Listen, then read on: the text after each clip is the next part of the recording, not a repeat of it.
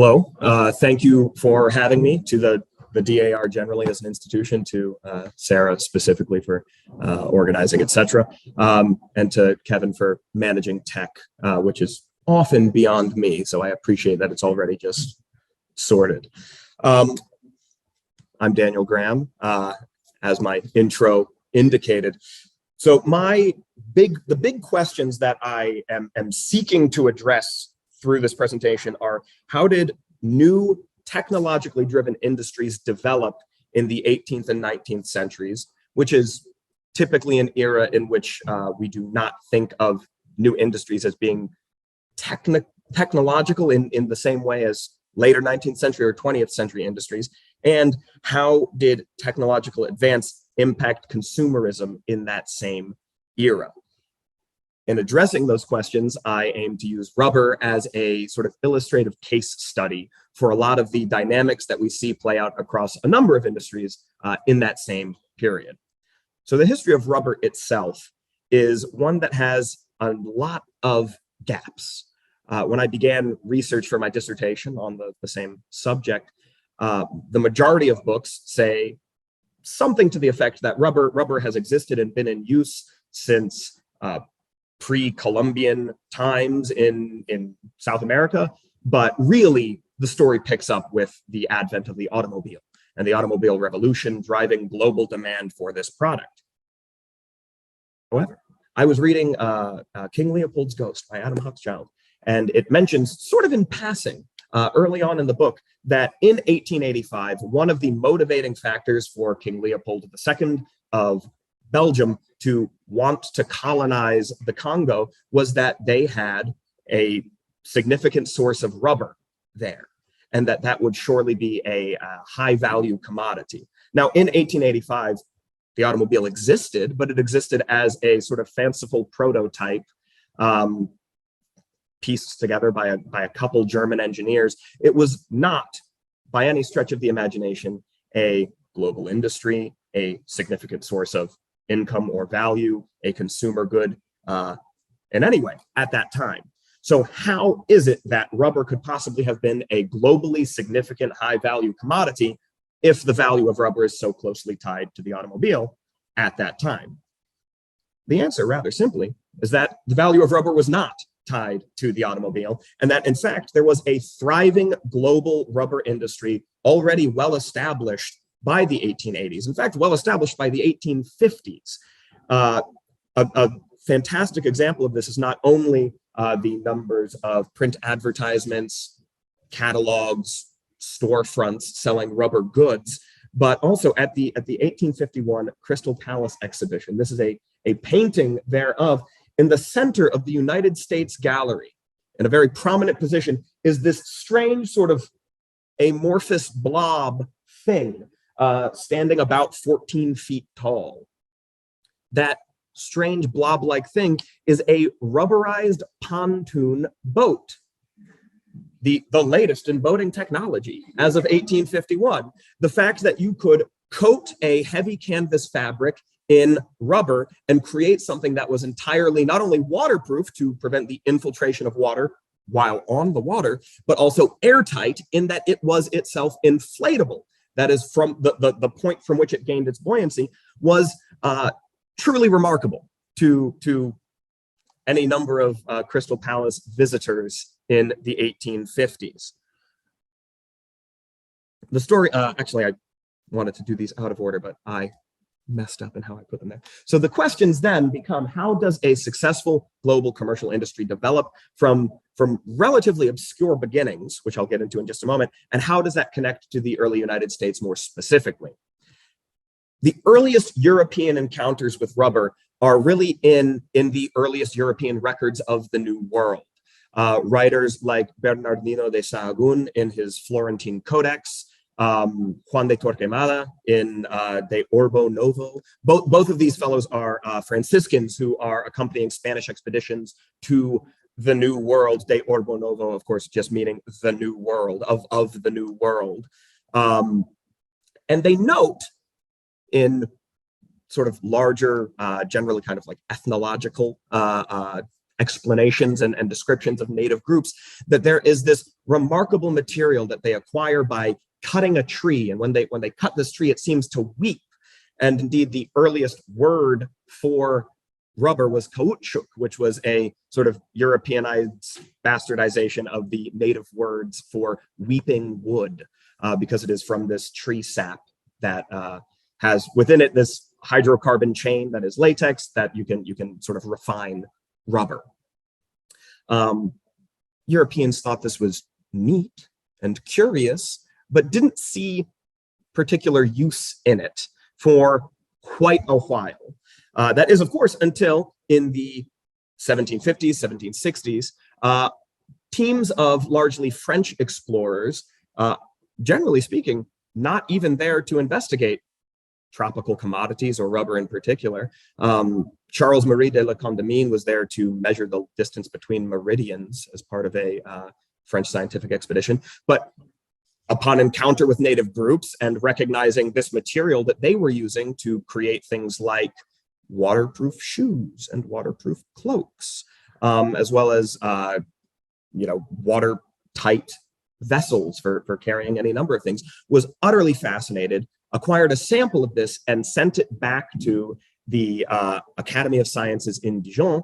Thankfully, all of the sort of provincial academies of science in France ultimately end up sending papers to the Académie Royale des Sciences, where those are then published and accessible for folks like me. But Charles de la Condamine, another French explorer, and naturalist Francois Fresneau, both noted that this was not only something that was a tropical curiosity, as previously noted, but rather potentially an extremely useful product for any number of manufactured goods of European interest. The problem was, however, rubber is fairly limited in its geography.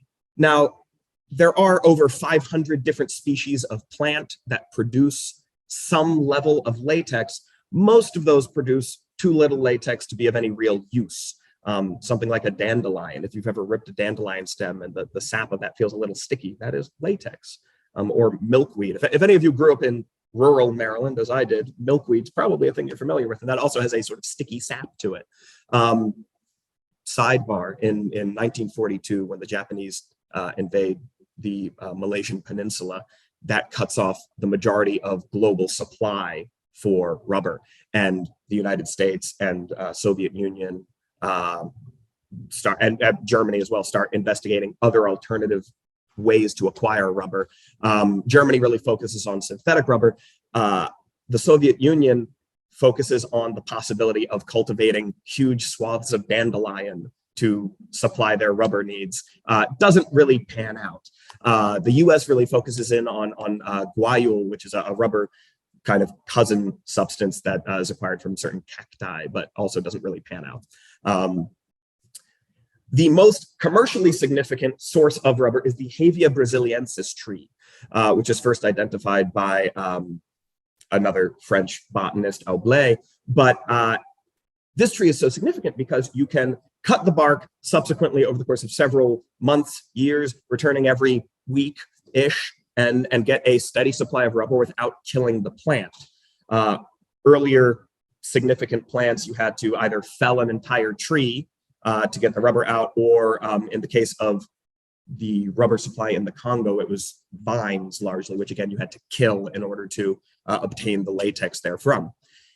Indigenous use is really focused on waterproof garments and really focused on creating those things at the source, which is to say, as soon as this sap comes out of a tree, you are using that to coat either a pre-made garment, or in the case of overshoes, to dip a foot into that and then allow it to dry out, and then through subsequent dippings and dryings to build up layers and a more significant shoe. The thing is that when exposed to the open air, the latex coagulates over time, and every attempt to transport liquid latex back to Europe for study resulted in either a solid, useless block arriving, or in some cases, because it is organic, it would rot, it would spoil on the way, and then you just have a big stinky mess that's of no real use either. However, samples of solid rubber were sent back to Europe for study in France and Britain primarily.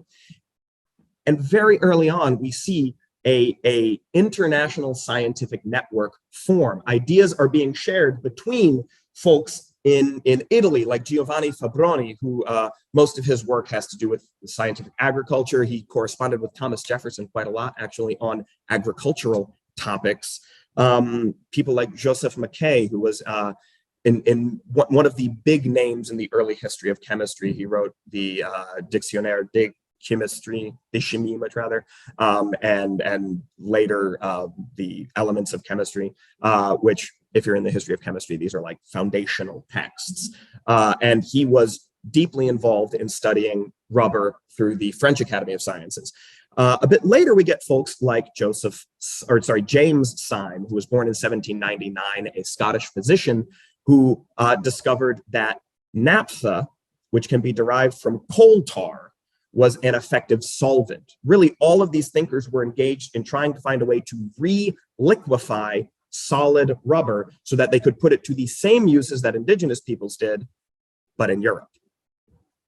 Having identified turpentine, ether, and naphtha as effective solvents, this opened the door for much greater commercial potential, which came primarily in the United Kingdom through Charles Mackintosh, and primarily in the United States through Edwin Chaffee. Charles Mackintosh and his eponymous Mackintosh rainwear were built around the discovery of James Syme. Originally, Mackintosh was not actually interested in rubber manufacturing. He was interested in making an alternative crimson dye.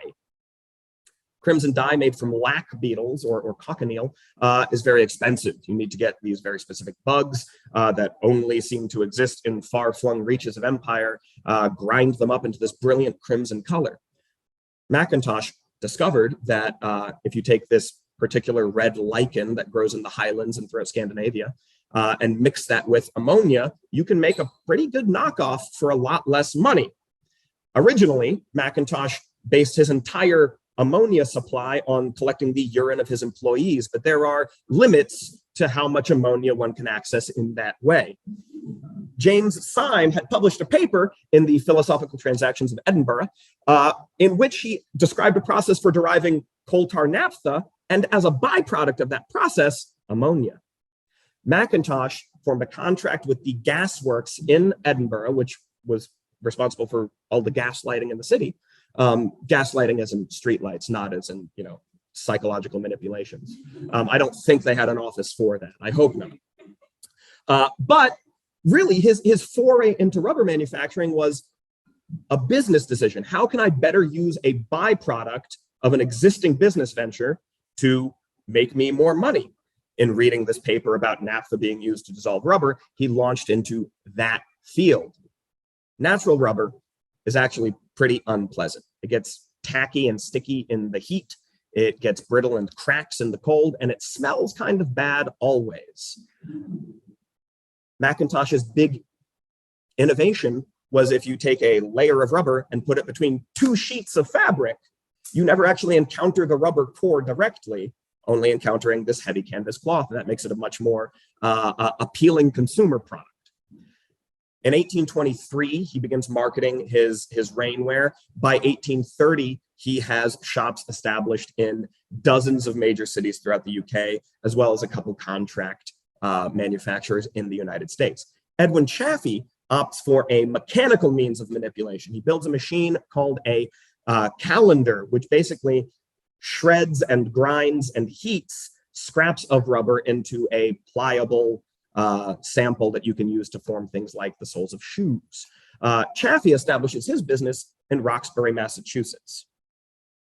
Now, as demand begins to rise in these major manufacturing centers, Mackintosh has based his whole operation in Manchester in the United Kingdom. Chaffee is based, as I said, in Roxbury, which is a suburb of Boston, Massachusetts. Supply begins to intensify. As mentioned in Sarah's presentation, for one, there were a lot of connections between American material culture and consumerism and a larger Atlantic world and several systems of slavery. One that is less often emphasized in the context of US history is Europeans exploiting indigenous labor in South America, but that was the primary source of rubber for US manufacturing needs.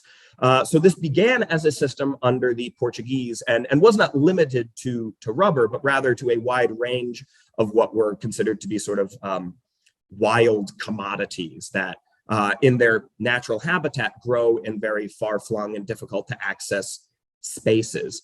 With regard to Hevea brasiliensis itself, if you plant trees too close together, they all die because there's this microcyclus fungus that infects all the leaves, which Henry Ford would later find out. He tried to build a rubber plantation in the Amazon and all the trees died and it went terribly for him.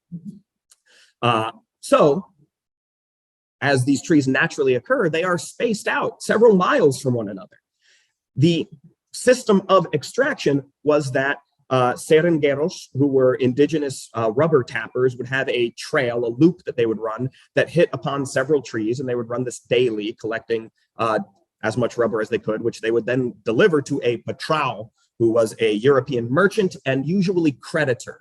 So this was not a system of chattel slavery in the same way that it was in the US, but was rather a system of de facto slavery based on predatory credit and debt practice. In much the same way that we see in later in like mining towns and people being paid in scrip and things like that. So these indigenous people would be in some way, usually through the imposition of European legal norms, be told that they had incurred debts that were pretty much non-existent actually, and that in order to pay off those debts, they needed to work for this European merchant and landowner. Oh, I purchased this land from some other European, not you. And now that because you live here, you owe me rent in the form of rubber. And if you don't want me to take you to the law of this Portuguese colonial establishment, then you better just fall in line about that. All of this wild Hevea that was harvested throughout the Amazon was then shipped down different rivers within the Amazon network, largely to the cities of Para and Manaus, where it was then shipped to the US and Europe. And like any number of other Atlantic cash crops, we see records of importation in major ports like New York, like Philadelphia. And it's at the same time that we recognize the development of industrialization in the United States and the United Kingdom, which, sort of most often we'll look at something like the textile industry. That's actually, the rubber industry is developing in the same places at the same time in tandem with the textile industry, because the majority of manufacturing practices employed in the rubber industry have to do with coating fabrics in rubber. If you want to build a hose, make that hose out of cotton webbing and then coat it in rubber. If you want to build a waterproof shoe or a waterproof coat, make that thing out of fabric and then coat it in rubber. So it's not a coincidence, but rather an instance of technological convergence, that those two industries were reliant upon one another in these different ways that they develop in those same places. But unlike the textile industry, the rubber industry is industrialized from its inception. There were not, the cottage industry system was already being eclipsed by the time rubber was of interest to American consumers. Greatest advance in the history of rubber was the discovery of vulcanization. Vulcanization is a process by which a sample of rubber is combined with sulfur over heat, and as a result thereof becomes a much more stable substance. It stops smelling so bad. It is no longer as subject to temperature change. It also gains a lot more abrasion resistance, which, another connection to industrialization, leather belting, machine belting used for powering the machinery of industrialization, has some problems to it. It can stretch if it gets wet. There's a certain amount of laxity that can be introduced into those systems. Buffalo hide was more highly prized than cowhide for machine belting because it was much thicker, which is also part of why in westward expansion and manifest destiny, buffalo hides were a valuable commodity in the first place. But if you just take enough rubberized fabric and layer it and layer it and layer it and laminate that whole thing, you can create a belt that has more abrasion resistance, that doesn't stretch when it gets wet, that has greater elasticity than any alternative product. And it's not just a moment of product substitution, but it's actually a moment of a superior competitor being introduced. That only works if that rubber is vulcanized. If the rubber is not vulcanized, then the heat and friction involved in being a machine belt, it melts. It becomes pretty useless pretty quickly. Vulcanization is itself hotly contested by those two men who claim to have invented the process. Charles Goodyear, whose name we are likely familiar with from blimps, if little else. The American, based in Roxbury, Massachusetts. He had worked for Edwin Chaffee briefly, as well as a number of other upstart rubber manufacturers in the region. In 1839, he claims that he developed the process of vulcanization. Now, it took him 5 years to patent, and in that time, he was unable to recreate the process he claims to have discovered. Seemed a bit dubious. Thomas Hancock, the scientific mind most directly connected to Macintosh's business acumen in the Macintosh Corporation back in Manchester in the United Kingdom, beats Goodyear to the punch by about 6 weeks. He patents late in 1843. Goodyear finally patents early in 44. Hancock, in describing his process of discovering how to sulfurize, that was he uses the term sulfurize. Goodyear preferred the sort of homage to Roman mythology with Vulcan and vulcanize, not an homage to Star Wars or Star Trek. Oh my God. I know, demerit to me, my apologies. Describes a friend of his, a man named William Brockton, presenting to him a sample of treated rubber that, when investigated, was subject to none of the mutability of raw rubber. And he noticed that it had to it a slightly yellow hue that he suspected to be sulfur, and that this launched him on a series of investigations, at the end of which he had created sulfurized rubber and patented that process in the United Kingdom. Goodyear claims that sample of treated rubber that was the point of inspiration for Hancock was his, and that William Brockton had taken it without his knowledge and gone to the United Kingdom and was supposed to be seeking, as Goodyear's agent, people who would be interested in buying licenses to use Goodyear's patent just as soon as he got around to actually patenting it in the United Kingdom as well, which he was totally going to do any second now, don't you worry. Problem is, most of these accounts of the genesis of this brilliant idea come from, on the one hand, Goodyear's autobiography, which he wrote 15 years later, and Hancock's autobiography, which he wrote about 13 years later. Both of those biographies were written at a moment in time when each of those men were deeply involved in a whole slew of litigation related to their patent, and had a whole lot of ulterior motives for establishing the primacy of their invention and idea. And neither of them could seem to give a really great account of an original moment in which they saw this connection of sulfur to rubber. Hancock freely admitted that, no, it was this other sample, but I patented first, so that's really what matters. And Goodyear said literally, he says, oftentimes providence gives to those who put forth the most effort moments of divine inspiration. He stops short of saying, like, God himself guided me to this, but it's, heavily implied, perhaps. Now, by complete coincidence, Goodyear happened to employ a man named Nathaniel Hayward. Nathaniel Hayward has an account in which he was trying to do something completely different. He was charged with making a series of waterproof aprons that he wanted to be white. He was making them for butchers, and butchers liked to wear white aprons. It has a lot to do with sort of how butchers marketed themselves, in fact, that if you could keep a pristine, clean white apron, that must say something very positive about your ability and acumen as a butcher. Now, the fact that that apron would then be waterproof and sort of impervious to absorbing anything. It's a little bit of a dupe. But Hayward looked to another industry in which sulfur was used quite effectively to bleach, which is to say the production of woolens and straw hats in particular. Sulfur as a bleaching agent had been known in other areas of textile manufacture for hundreds of years.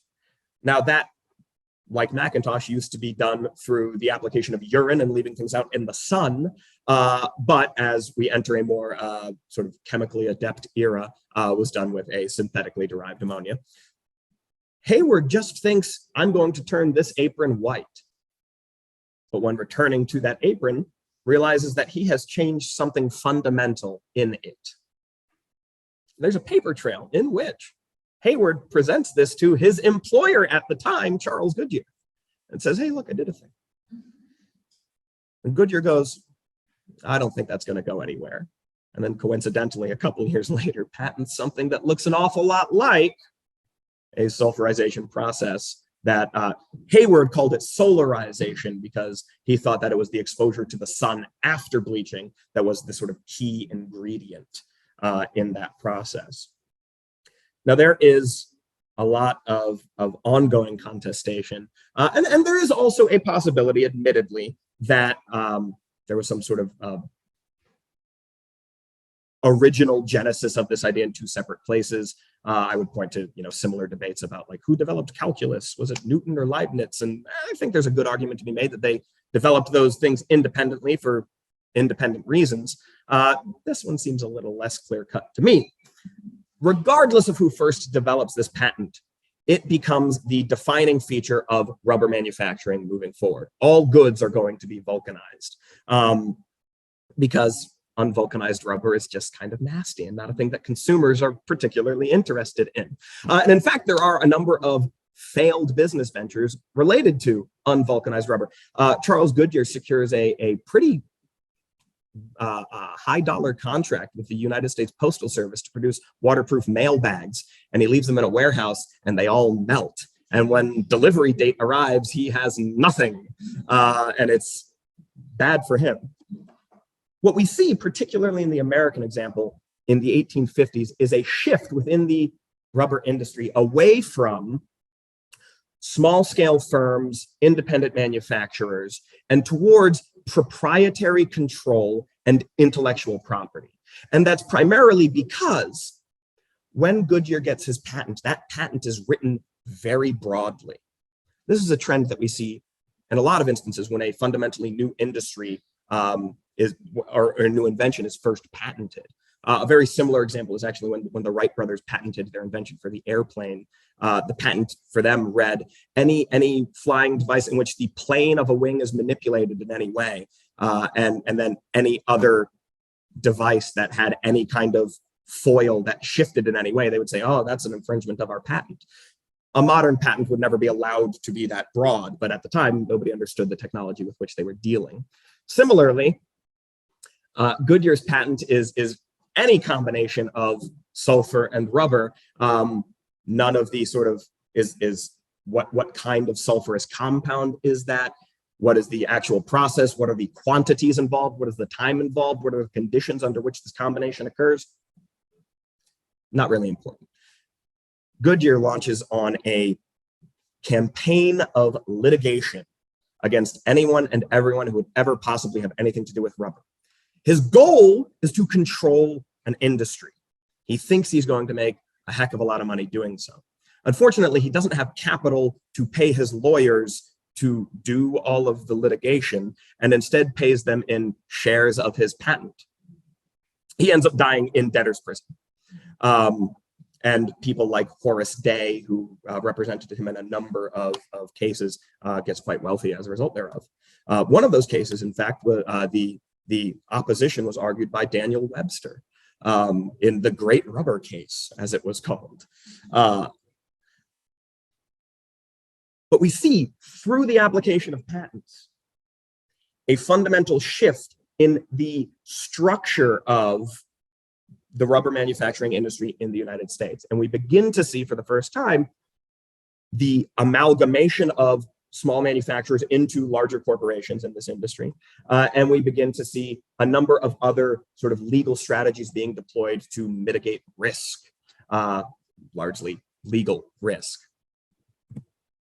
Over this time, the global significance of rubber climbs and climbs and climbs. The earliest numbers for which I could find were from 1870 forward, but of course, all of this or much of this, is prior to the global significance of the automobile as a consumer good. And largely, this earlier manufacturing is based on the fact that rubber is waterproof, airtight. With the advent of the telegraph, the fact that it's electrically resistant becomes very appealing and interesting. Now, as we move into the later 19th and 20th centuries, the strategic significance of rubber becomes a ongoing motivation for colonialism, both in the Belgian Congo, but also in 1876, a British expat manages to smuggle Hevea seeds and seedlings out of Brazil, much to the chagrin of the Brazilian government. He transfers these to the Kew Royal Botanical Gardens in the UK, where Joseph Hooker is at that time the, I forget his actual title, director of the Kew Royal Botanical Gardens.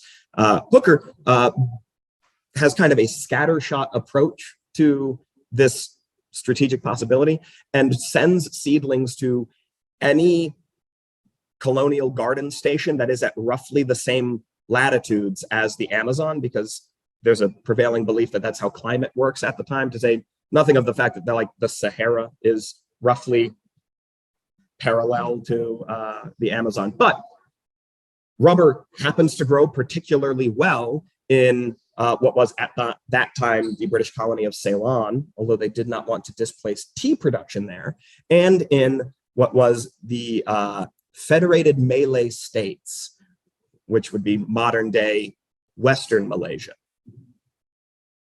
In an area about the size of Delaware, 75% of the world's rubber production in 1900 was being produced. And that's simply because when the seedlings were transferred, that endemic fungus that would destroy rubber plantations in the Amazon did not come with it.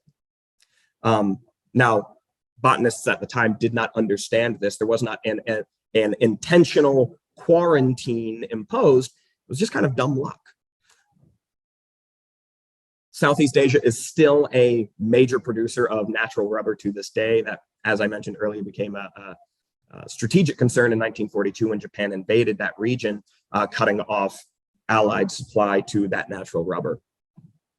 But when we think about the history of technology broadly, rubber illustrates a number of patterns that are largely present in a number of other industries as well. When a new idea, when a new technology is first introduced, people are very willing to share information about that thing. We see this play out in early aviation, in early computation, early on with superconductors and semiconductors, and early in the rubber industry, that there are these networks of letter writing between scientific thinkers, tinkerers, technologists, government officials across Europe, the United States, where they are exchanging ideas and information. I've just made this discovery, and I think that might be of use to you in your work.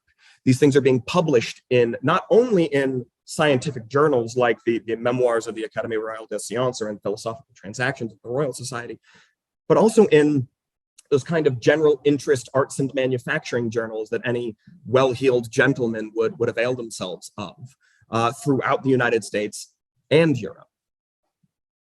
These are ideas with which any number of people would be familiar. And the reason that people are so willing to share these ideas freely early on in the introduction of a new technology is because they don't see the profit in doing otherwise. If something is just a curiosity, just a scientific possibility, sharing those ideas is fine. As soon as someone like Charles Goodyear sees the financial potential, there is then a different incentive to patent and control. Now, the unfortunate side effect of this is that proprietary control tends to slow down the rate of innovation. When people are freely sharing ideas, you get kind of a crowdsourcing effect. More people working on the same problem are going to produce more and more novel solutions to that problem.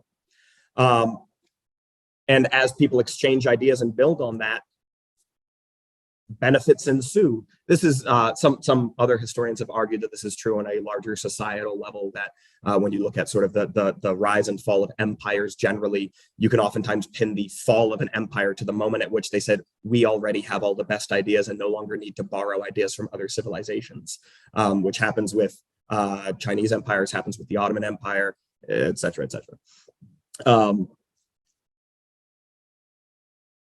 Another irony of this is that the person who patents is almost always integrally involved in that network of communication and innovation prior to the moment of patenting. Orville Wright wrote a letter in which he said, I can never imagine anyone controlling this kind of idea. It really should be freely available to everyone. And then 6 years later, was suing anyone who would dare. I don't think he appreciated the irony, but we certainly can with the hindsight of history. This also illustrates a number of important things about the economy of the early American Republic. As pointed out in some ways in earlier presentations, this is a globalized and interconnected economy. Even from its inception, the United States is already globally interconnected.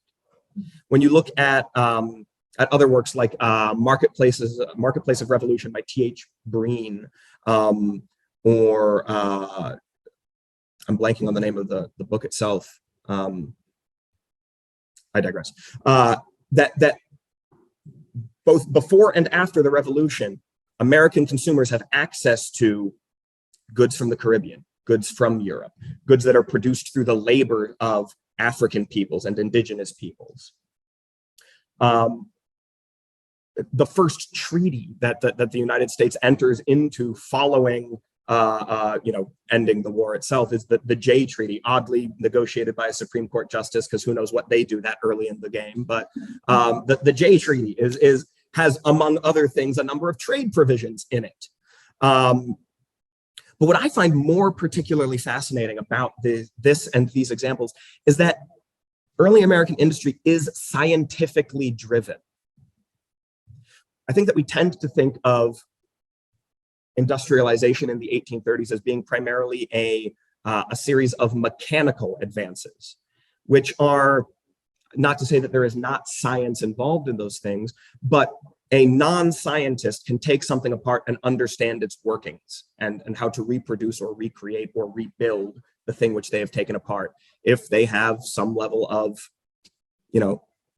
general world knowledge and common sense about how physical elements interact with each other.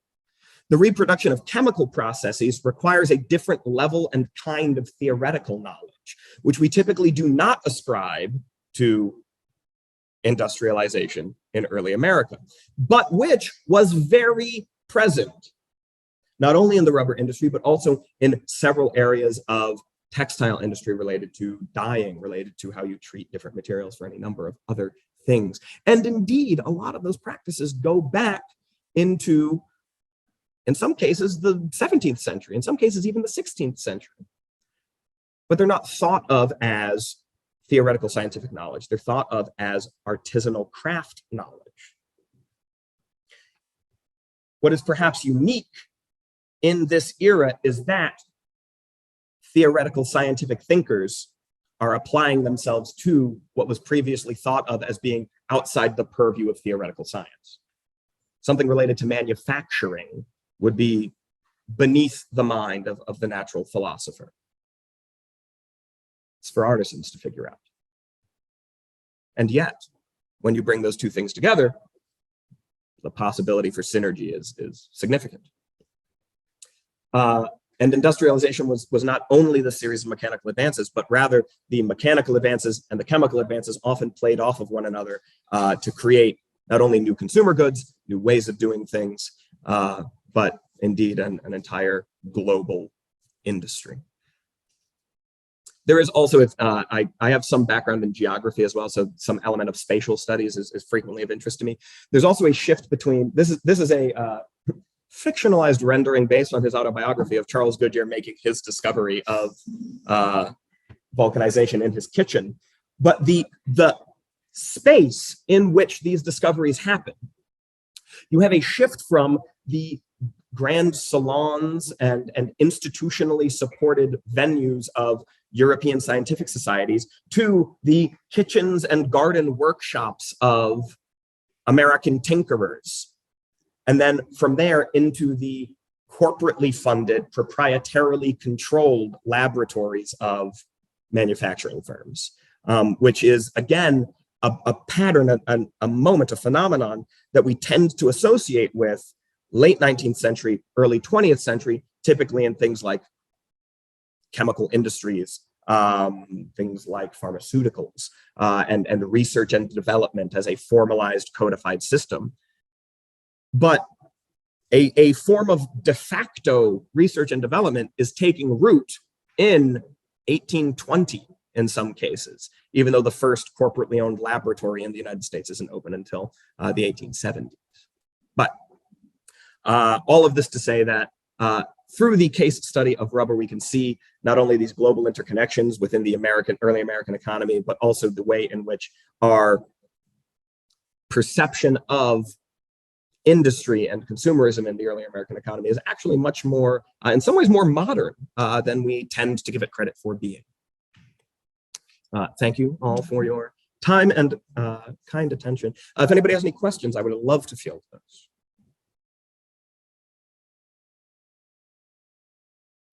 Yes, please. Do you have any idea of early surviving objects of these? Because the Winter Museum, it is a nightmare to these early rubbers. Mm-hmm. So where are there collections with these early rubber overcoats or all of those various things that they're making out of rubber? Yeah. So the question was, am I aware of any existing museum collections that have the earlier artifacts of rubber manufacturers? The short answer is not really. Many of the artifacts of which I'm aware are of the era that you've already alluded to, which is to say things like bakelite, things like ebonite. A lot of the objects that were exhibited in 1851, Charles Goodyear had a booth in 1851 where he was particularly proud of what he called ebonite, which was if you cook the rubber long enough with sulfur, you get something that kind of resembles ebony.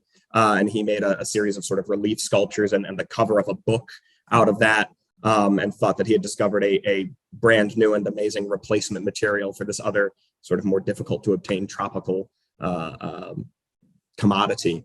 But I have seen photographs of some of these earlier overshoes, earlier rubber garments, but they're scraps. It's to an untrained eye, you would think, how are you calling that a shoe?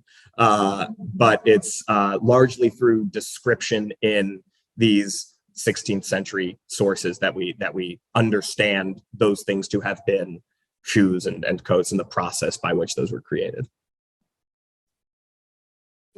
Sure.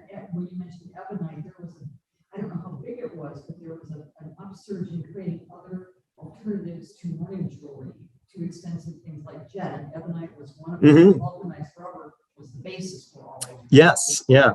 So the comment there was that there was an uptick in finding alternative materials for mourning jewelry, alternatives to more expensive materials like jet, and that ebonite and a number of other kind of variants of vulcanized rubber were popular in that use. And actually a lot of unrelated to that comment, but inspired by it in some way. Most of the plastics that we have now were failed attempts to create synthetic rubber. And people went, well, that's not what I was aiming for, but might be useful for something. Oh,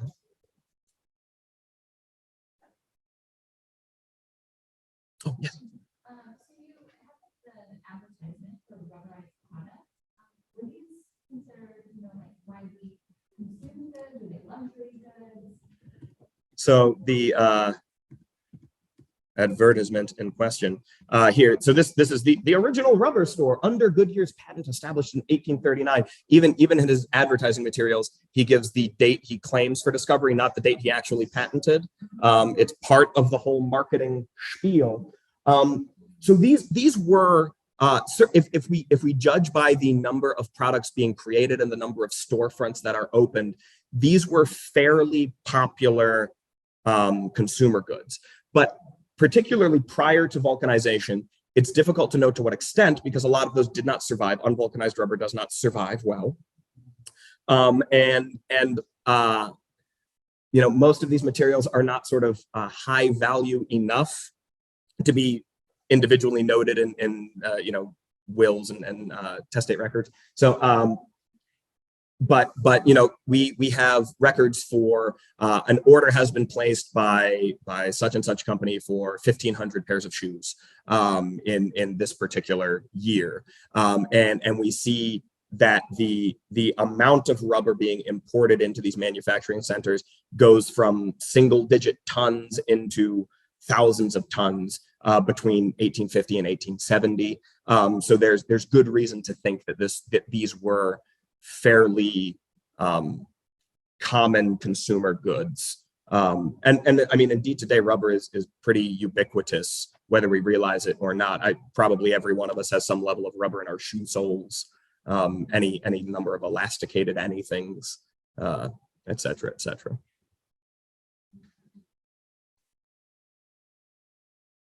All right. Thank you.